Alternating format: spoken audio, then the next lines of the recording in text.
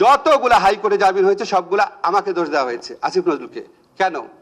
আপনি যদি সত্যি এই জামিন বন্ধ করতে চান তাহলে আপনি যারা এটার জন্য দায়ী তাদের বিরুদ্ধে কথা বলেন নাই কেন?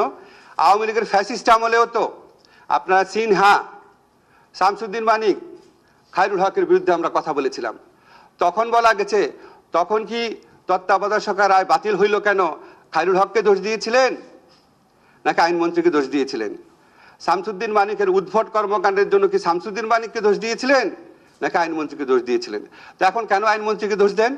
যে আইনমন্ত্রীর কোনো সম্পর্কই নাই এটার সাথে, কিছু করারও নাই, তাহলে এটা কেন দেন? আমি অনেক চিন্তা করছি, দুইটা কারণে দেয়। একটা হচ্ছে ভিউ ভালো হয় না, ব্যবসাটা ভালো হয়, মনিটাইজেশন হয়, আসিফ নজরুল নামে একটা গালি দিলে একটু টাকা আসে, এটা একটা।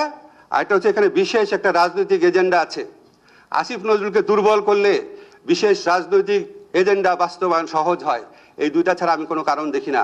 যারা অন্যায় জামিনের বিরুদ্ধে কথা বলতে চান, সত্যি যদি আপনারা চাইতেন, সত্যি যদি আপনাদের নিয়ত ভালো হতো, তাহলে জামিন যে বিচারকরা দেয় আর ওই বিচারকদের যিনি নিয়ন্ত্রণ করেন তাদের এগেইনস্টে আপনাদের বলা উচিত ছিল, বলেন নাই। একজন বলে গেলেন যে আমরা কেন পদত্যাগ করি না। পরে জানবেন আমাদের অন্তত ৩-৪ জন উপদেষ্টা বিভিন্ন সময় পদত্যাগ করতে চেয়েছে।